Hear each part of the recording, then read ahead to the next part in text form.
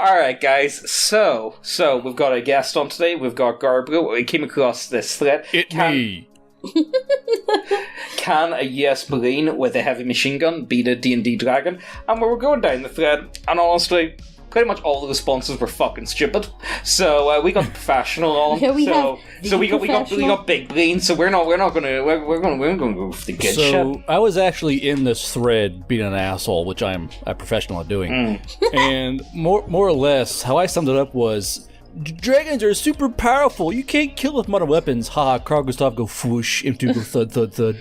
I mean, there are so many different rounds. And one guy just said tat tat tat tat tat tat tat with like a fucking machine gun. I mean, we were talking earlier. It's just like people don't understand what a 50 cal does to a target. I mean, a 50 cal AP round, black tip, green tip, whatever, can pierce roughly 12 to 27 millimeters of reactive armor or regular armor or whatever you want to do. So what would that be? 50 cal has... Give us that in give us that in spastic terms. Yeah. You know what I mean? Like, give us that. So can it pierce like a tank, for instance? Because I'm gonna just think like a dragon's armor is somewhere in a ballpark as a tank, so front armor. Would that be fair to say? It's one of those things that the 50 cal is an anti-material round. Like, there's this old myth where a 50 cal can tear your arm off because it goes by you. No, it won't do that. But if a 50 cal hits you, it's gonna suck absolute ass. A 50 cal will remove body parts because purely on the weight and velocity of the round. And that's if you're lucky enough to get hit by one that doesn't explode. I mean, there are 50 cal rounds that do explode when they hit something that's, So, can we get a description of what would be the size of a 50 cal round in comparison to, say, a dildo? What's like Neckbeardia, asking the real questions. Yeah. I mean, it's definitely bigger than most, like, buzzing bullets. I mean, you probably get the job done with a 50 cal round. I mean, no. The size until they put a 50 cal round in their hand and feel how meaty that fucker is. Yeah, very meaty, I'm sure. What is this fucking video? But like in this thread, they're talking about like, oh, it could have magical armor. All the Marine has to do is track the target, because let's say, like earlier, we'll say that everyone sees each other at 1,000 meters. Dragon sees Marine, Marine sees Dragon. Marine's got to wait to get close enough. Let's say he's comfortable at 600 yards and he opens up with a 50 cal. And let's say, for argument's sake, it's on like a Humvee, so it's a free moving mount. Most 50 cal belts will have tracers on them. So this Marine, who's probably on like his 4th grape rippet of the day, is going to be spitting out his fucking lip chew and just plugging away with tracer rounds, just hitting the dragon. It's not hard. Shooting machine guns is not hard. It's why it's kind of fun, because it's so easy. I mean, it's head mounted. You don't have to worry about it too much. It's very pretty stable. So this Cran Muncher is going to be walking these tracer rounds into the dragon. And it's a dragon. It's got to be able, if it's flying via its wings, you put enough holes in the wings, it's not going to be able to get lift. It's just going to go back to the ground. Swiss cheese, that motherfucker.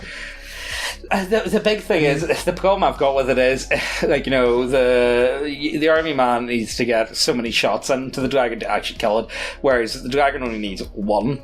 Realistically, it's only, you only need to get what was that the Thatcher quote in the IRA? Which one? The one about we only need to get lucky once. It's turned into inspirational quote. So how far would you say a Dragon Ball, a fireball from a dragon? How far would it go? You think? What's the range? I'm gonna give it like napalm. I'm gonna say I imagine dragons to be more extrafing than anything. I don't think they shoot it out and it comes out like a fireball. Spray. It's more like a... Yeah, I think of it more as like a... Yeah, I think of like I think napalm. That's exact. I think I've just watched any napalm from Vietnam, and that's exactly how I imagine it to work. Except any movie with Fortune Sun playing in the background. Yeah, pretty much. Okay, that is the one thing. Will the dragon win? Will the dragon play Fortune Sun? If Fortune Sun is playing, the dragon's got a definite edge. I'm just saying that out there. I could just picture like the dragon humming the song as it flies down. It ain't me, boy. Yeah, best fucker. Like, you need to remember, like, a dragon's like the size of a double-decker bus. Yeah, it's going to be hard to fucking miss. Yeah, it would be hard to miss. I'm going to assume you need it, but honestly, I don't know. I honestly do think it depends. Does the dragon know that they're coming? Like, okay, let's put it the other way around. What could the dragon do? Let's put ourselves in the other side, and let's imagine how the dragon would win. Well, so the dragon. The only way I would say is, if they did, like, let's say if they did get hit by this machine gun fire. Yeah, the machine gun fire. It depends on how intelligent the dragon is itself. Well, dragons are across the board. Well, if it knows it's getting hit, and it's getting hit from this area, it's going to make a difference. But you know yourself how quick, like, see, this is one thing I think I've found, especially see people that have actually shotguns to people that haven't. I think a lot of people that haven't shotguns think of it very much like video games, and it's kind of like, you shoot and then it hits, whereas in real life it's instantaneous. Yeah. But again, I've never shot anything at a distance. Yeah. Is there... There's maybe like a second or two delay. Yeah, because whenever, anytime for me, it's always been like... Clay pigeon clay pigeon shitting, and like, the time difference is... You can't pick that up. You know what I mean? It's too quick for humans to even comprehend. So, like, Yeah, even shooting at like 300 yards, or whatever we want to call it, I mean, there's like a pow, and like a slight delay, and the thing just falls over. Yeah, so the idea of a dragon being able to do evasive maneuvers is kind of... ridiculous. Yeah. Now, if the dragon was smart and he figured it out after getting shot in the chest a few times, so to avoid, you wouldn't want to go high. If you're high, you're a bigger target. You want to go as low as you can. And say there's a forest nearby or terrain. It's kind of like the dragon will behave like a helicopter. It would get low and fast, duck behind shit, make sure it can't get caught in that line of sight. And then try and move, well, depends on if it's on. So if it's on a vehicle, it gets to get around the vehicle while going towards it in order to get that distance to attack it. If it's like an in place position, it's like in a foxhole or a bunker. You just gotta go around its cone of fire, and you're good to go. But it's harder when it's on top of a Humvee or an MRAP or a crow, because the crow and the MRAPs all the turrets all turn in a 360 degrees. So it would have to like duck down and try and use terrain to its best advantage to even get close to trying napalm whatever's carrying that 50 cal. I'm only going to assume that's going to be the fire breath, because at least the fire breath has some degree of range, Yeah. You can kind of spray out there. Exactly. Whereas like anything else, they have to actually too close to like a tail whip or a claw or something. Yeah, they're going to be putting themselves in too much danger. Yeah, pretty much. Especially if they know they're getting fired up. Like if we're talking like even ground, each is aware of each other at like maximum range. The dragon's gonna have a hell of a fucking time trying to get close enough to, because let's say for argument's sake that there's no like anti-50 cal spell or some other bullshit, and just a dragon. Like, it's just, I mean, it's a fucking 50 cal. I mean, it's not like one or two shots. It's a belt of 50 cal. Well, I think, like, okay, so generally dragons have got resistances, so could you maybe get like an artificer with some +1 ammunition? But what would you say? Like, you would argue that tip dragons would count as +1 or +2 ammunition? Would you say? I mean, sure. Yeah. I mean, and again, it all depends on what is that 50 cal firing, because it could be firing a multitude of munitions that can. The 50 cal is like a giant, angry Swiss Army knife. Like, I want to kill vehicles. Cool. Here's slap rounds. I want to set shit on fire. Cool. Here's incendiary.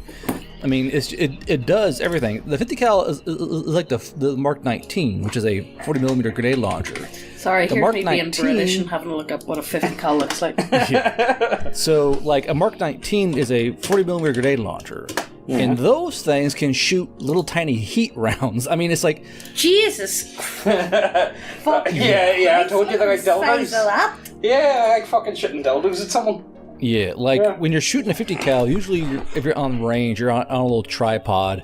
And as you're shooting it, the ground's going pop, pop, pop, pop around you, and you're going blind and deaf because the concussion alone will fucking suck the breath out of you. That's why it's so much fucking fun to shoot it. Yeah, it's really nice.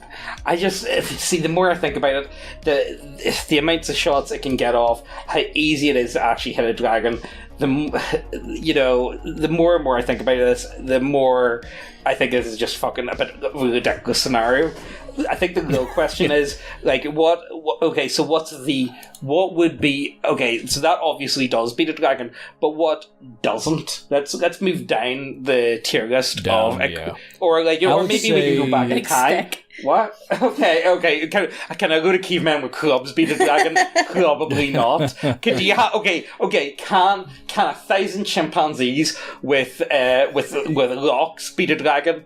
I don't know. Together strong. I don't know. Like, I wouldn't like. Well, okay. Real question: would you rather go up against a dragon or 1,000 monkeys armed with big stones? A dragon. Honestly, the fucking dragon. I would rather go up against a dragon. Yeah, I think. I'm not even joking. Yeah, proper I can't outrun all those goddamn monkeys. They got rocks. Yeah, that actually sounds terrifying. To be honest, but yeah, there's something about the screeching as well with them. Ooking intensifies. Oh no! Yeah, no. Joe Rogan shoots up out of nowhere. Shit, you know what I mean? But also, I think the dragon's one grace would be is that 50 cal got the right head spacing, because you go jam, rack it again, jam, rack it again. So it's not like a perfect weapon, It's not like a 240 Bravo or Saw. It's a bit finicky, those 50 cals. Yeah. But regular rifle rounds would probably have a little more trouble penetrating. 5.56 would have issues. 7.62 may have a bit more punch than a 5.56, but as for dragon skin, probably not. It'd be large caliber, like 12.7, 50 cal, large, more anti-vehicle, anti-aircraft themed rounds. Yeah. I don't know, it does feel like it's very a one-sided fight, but find out there's going to be boys in the comments going, Actually, dragons are really powerful. Yeah, I'll imagine the shit. Yeah, but do you ever wonder if them people who live in that wee island? Sentinel Island. The people who live there. Yeah, the Sentinel. They're completely cut off. Yeah. Remember the time they started chucking spears at a helicopter? Oh fuck! Did they ever think a helicopter was a fucking mythical beast? Yeah, and that's why they were that's what it would be like. Yeah. If we didn't have weapons. Yeah. Didn't some guy hit a drone with a spear or some shit? Yeah, he did. Yeah, so that was pretty good. So it was. It's kind of like that. I heard here, Guardbros has no idea what the fuck he's talking about. And it's that's going to happen. We're trying to mesh real life weaponry with a thing that does not fucking exist. Yeah, it's essentially what we're doing is if Gandalf the Grey had AK-47, warrior. Okay. You know what? Let's do something to wind people up. Who's going to win in a fight?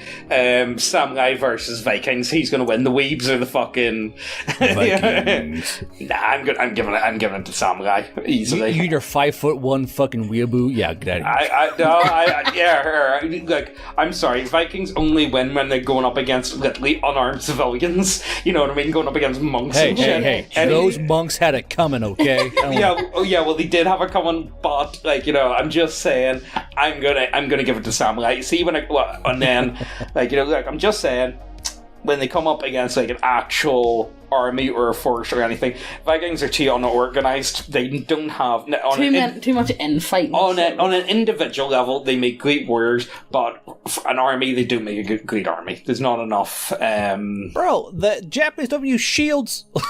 They got them big wall shields that you all about. They got them big huge ones that they just get the peasants to carry. We don't need that type of shit when you want the peasants to carry your shields. Bring me a peasant with a shield. I have your shield, sire. Thank you, shield cuck. Yeah. Yeah, exactly.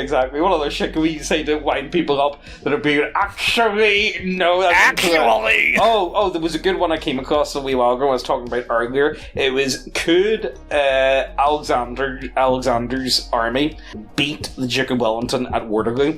And I'm not going to say right. This is where it gets interesting. What? That's so fucking weird. So this is an interesting one because obviously when you say that, it sounds fucking ridiculous. Does it not? What in the goddamn? Yeah. No, it does because we're always so used to the idea of newer armies beat older armies, and that's just the way it works. If you're 10 years behind, you're fucked. You know what I mean? Who has more people though? I guess. Well, is it nighttime? Is it foggy outside? I don't know. No, I'm going to go for straight up the exact same as Waterloo. It's the exact same thing. Now, I do think the Duke of Wellington is going to win. But first of all, we need to remove some things. So we need to remove that Alexander, when he shows up, of course, like, the sound of cannons, gunfire, that's going to freak them the fuck out. So let's just assume that they already know about this sort of stuff, but for whatever reasons they don't actually use it. They're restricted to the weapons that they came through Alexander their portal. did face down fucking elephants. So, But so the big thing is for me is Napoleon did make contact. Like, they did make contact, and they did actually light a couple of Wellington's forces. So that makes me think, like, and once it made contact, would they be able to do that? Like, it's a style of warfare at the time. Like, and especially with muskets and whatnot, like, you have to rely on so many of them shitting all at the same time. I mean, like, it's one of those things where it's like, can Alexander close the distance fast enough to beat the reload? It's such a weird question, isn't it? And it sounds so ridiculous. It really is. But when you actually start getting into it, it's like, actually, because what's the little difference? What's more effective? Is musketry, like early musketry, is that better, or are bows and arrows better? Well, bows and arrows definitely. You can load quicker, you can shoot quicker, but it takes a longer time. It's one of those things where, like, even the most basic bumblefuck peasant can use good. You can put anyone with it and they're going to be decent enough with it, or like it doesn't matter if they're shit with it, because if you have enough of them. Now, of course, the biggest problem is their numbers, you know what I mean, because the population of the armies during Napoleon is just ridiculous. Let's say that Alexander knows he can't hold still, right? He knows he has to get over there as fast as possible before they just blast his fucking forces apart. He can't use phalanx. He can't use slow attack. He has to get across the field of battle as fast as possible. Now, the thing is, it's muddy. It's very muddy, and to hold a phalanx, that's not going to be easy on a big muddy battlefield. However, at the same time, I mean, during that time of warfare, they were still using lancers and cavalry. So Alexander's companion cavalry could make a pretty good fucking dent. It could do. I think there's a good argument there. There was another one. I think this was a Dan Cargan one, but I might be mistaken. It was now this was a really interesting one, I thought. So these are two different people that managed to conquer Britain. Who are you going to go for? Are you going to go for William the Conqueror, or are you going to go for Caesar? You know, say now you're going to go for Caesar every fucking time, even though there's a 1,000-year difference. But you just know that there's not a competition there. Not even, like, the thing is, like, there was a good one, like, Caesar fought in over 50 battles. Alexander officially only fought 5 battles. Of course, there's a lot of, technically, it depends on how you, but again, Caesar fought a lot of those wee tiny battles that don't count as battles as well. You know what I mean? So, and if you're pitting William the Conqueror versus Caesar, there's still not a huge, like, quote unquote technology gap. You still got swords and armor. It's more like who's more effective at what they do. Because even some goober with a fucking, like let's say like a good hoplite wearing like good armor versus like a pikeman or say like a halberdier, it's still pretty fucking even.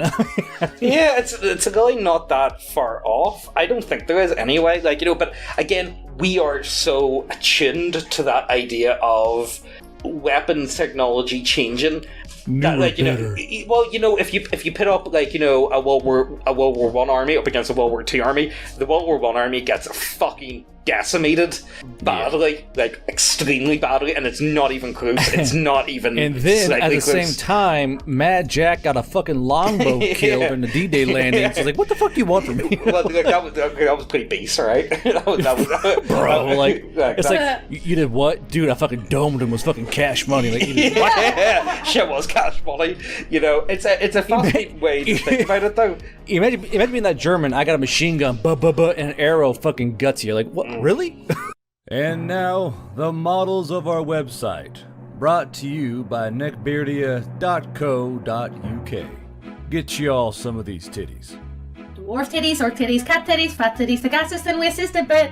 vampires and goblins and all the buff champions and even hentai, yeah that too. Dragons, manticores, ogres and gnomes and bugbears and even more to you go still. Undead and demons and then our friend Pally and definitely not 40k. Wood elves, dark elves and lizards and Megan the Slither and James the look cool as he stands. Beholders and kobolds and tyrants and only in a donkey with a frying pan.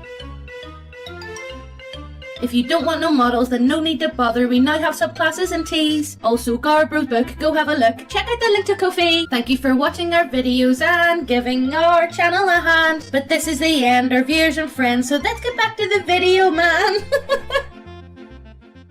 I fucking hate myself. Fucking what? That's one of the things that I like to think about, like modern, like, you know, for us even, like, you know, even like how effective would the US Army be today against the US Army in, say, the early 80s? Like, you know, okay, the big difference would be the aircraft and the ships and all that type of stuff. No. But I mean, like, from an infantryman's perspective, like infantry to infantry, would there be a big difference? I do think that 1980s Joes were far tougher and scarier than modern Joes. Well, that is the thing as well. I think that's true. It was a way different army. World back in the 80s. Well, back in the 80s, drill sergeants could fucking cuff you and shit and fucking beat your ass. There were still like with frequency wall-to-wall counselings, which is basically where your NCOs beat the shit out of you. It was a much harder army in the 80s. Yeah, and it's not even that. It's as well. Well, that as well. But it's also the way those ones were brought up by their fathers. Yeah, that definitely makes a big difference. I think. You know, I think you mean you mean their lack of not having a father? Winky, wink, wink. Well, you know, a great one would be could the U.S. Army of today beat the U.S. Army of World War II if they were all given the same equipment, same everything? No fucking way. No. See, that's such a weird question, but it's really interesting. That's like prime American manliness there. Yeah. Even the women back then were tougher than the men nowadays. Let's be honest. I would agree with that. I would agree with that. I would definitely agree with that. A rancher's wife from the 1950s could beat the shit out of these fucking new age soy boys coming out nowadays. It'd be fucking no contest. It's such a strange question, and yet it's more of a cultural question than weapons and our weapons technology. And but people had to be tougher. But again, like, you know, that's what we do. We improve the more sophisticated our weapons technology gets, the less brutal we as people have to be. It's like toughness, but tough, like human toughness used to be a serious national security question. Like, you know, that's what happened with the Romans. Like, you know, the Romans, it got to the point where the Romans didn't want to fight in the wars. They all wanted to go off and be like, you know, potters, artisans, whatever. You know what I mean?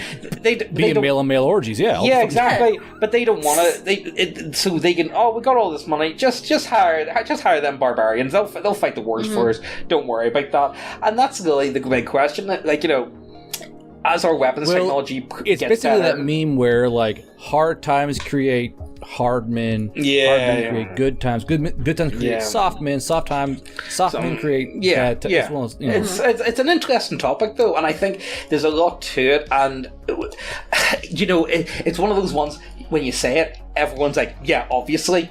But I don't think a lot of people have actually sat down and really thought about it. I think it's a question that everyone knows the answer to, but the thought process that anyone has we haven't really thought that much about it and why. And I do definitely think this is one I was talking to Megan about the other day, because of course we got a kid. I was thinking there was a great one. It was from Dan Cargan, and he was talking about the history of children. And when you think about it, like, okay, so every time we see about like a serial killer, for instance, we would see like, oh, the serial killer, oh, terrible childhood, you know, the dad was abusive, the mum was abusive, they went through foster care system, all that type of stuff. You know, terrible stuff. And then we always go, well, that's obvious. Like, you know, of course they would have had these sort of terrible things happen to them, because how would that not make someone into a terrible human being? But what happens whenever that's an entire nation of human beings with trauma? Like, we were at the Ulster American park thing. It was really interesting. Me and Megan went to it. It's in Enniskillen, and if any of you guys are ever going to Northern Ireland, I would recommend it. It's actually a lot of fun. And so it starts off in the park. You start off in Ireland, and you go around this wee village, and talks about the village, and then you go on this boat, and then the boat takes you to America and whatnot. It's actually really interesting. It goes through the family lives of a couple different migrants from Enniskillen, and they went there. I mean that, like, those kids back then worked fucking full time. There's a fucking 15-year-old kid working a full time job.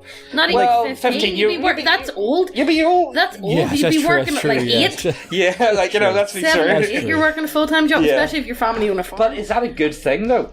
Again, these are the questions. Now, okay, is it good to have tough human beings? Yes, I would say definitely it is. However, you know, you have to ask yourself about the torment of the children, how badly these children were abused, and then how they develop, and then how do they, like, in 50 years, they've got a society beast from them, and that, you know what I mean? Not always is the case. We live in a society. Yeah, exactly. It is. We live in a society, but we live in a society of. Look at how different, like, even our grandparents were brought up to what we were. Saying, I always tell everyone, like, around the campfire or in meetings, like, people have to suffer. Oh yeah. Like, if you don't know what hunger is, what true cold is, like, people go, man, I'm starving. I'm like, no, you're not. You weigh like 10 pounds over your weight. The fuck you starving? Like, it's like people don't know what it means. Hold on, to, like, I'll tell you this. It's fucking bullshit. Whenever I order my food and it isn't there on time, I start panicking. Right? Where are my tendies?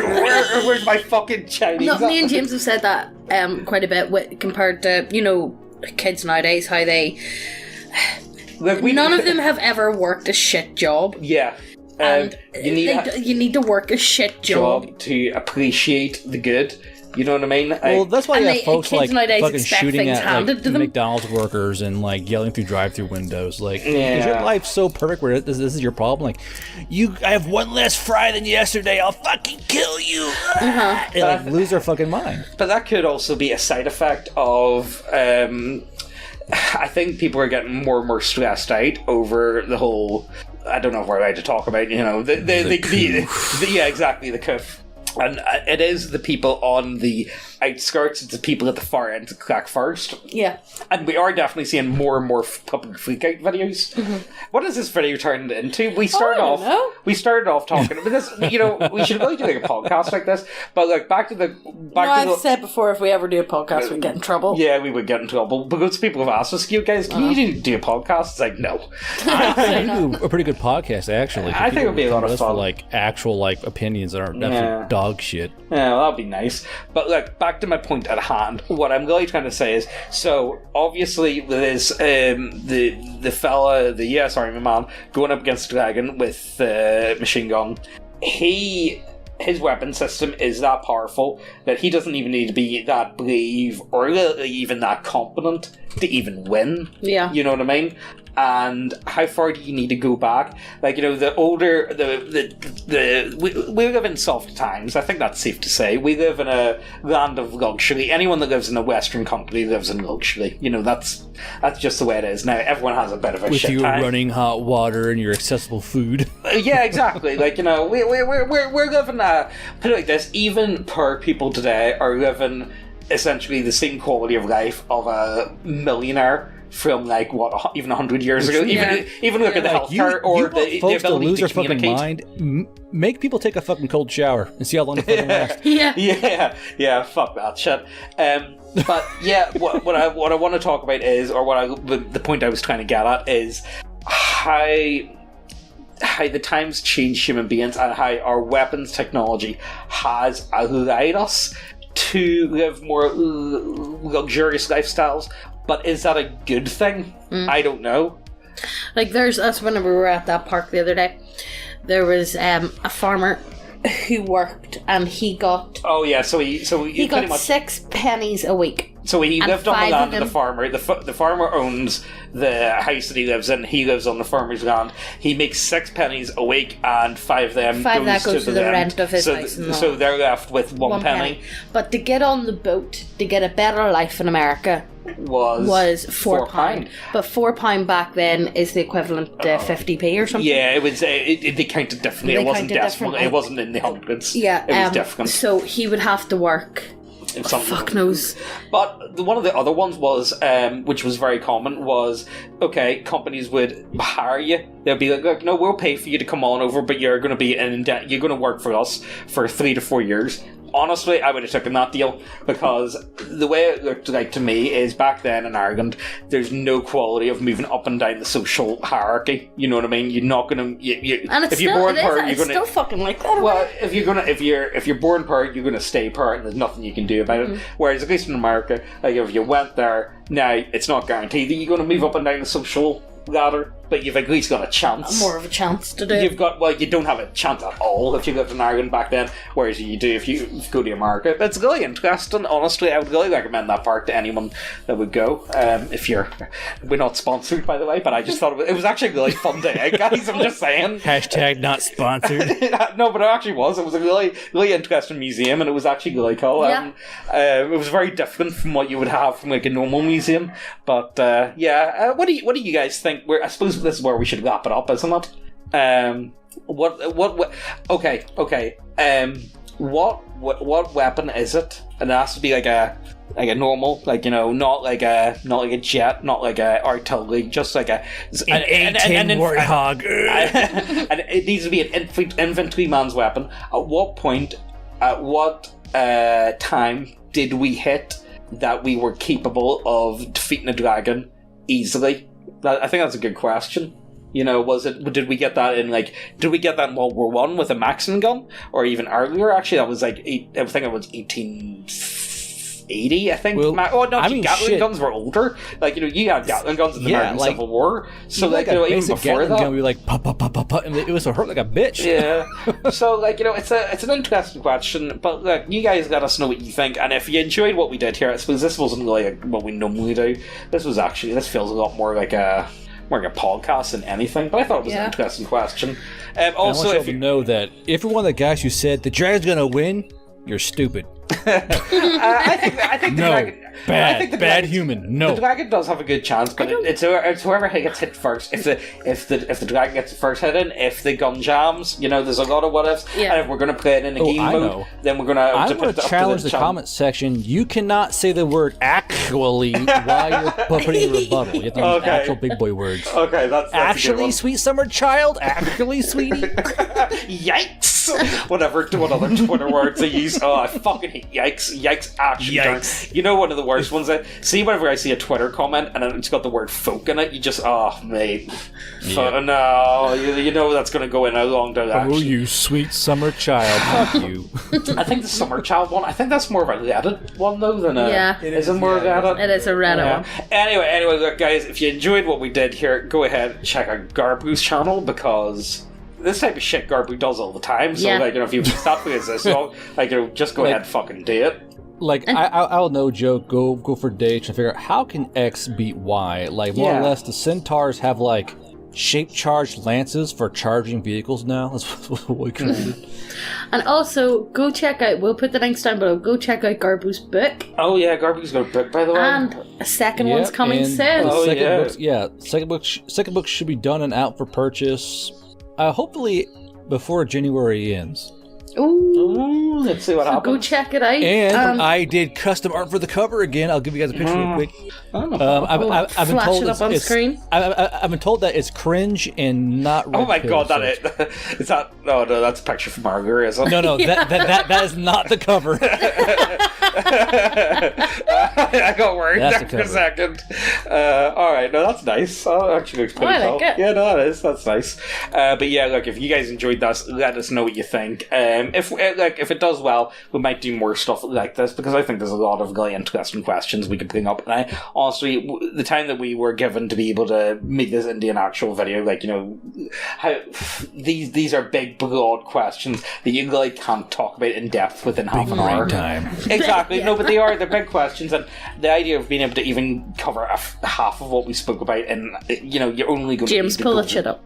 Yeah, exactly. Am I going to? Yeah, you're shit at fucking Google and everything. Am I going to be the guy? Yeah. But as could always, a Jedi beat a dragon? But as always, check out all the links down below. Check out Guardbros channel, Guardbros Book, everything like that. Hit subscribe and hit the notification bell so you get notified every time we post a video. And we'll see you in the next one. Bye. Bye-bye.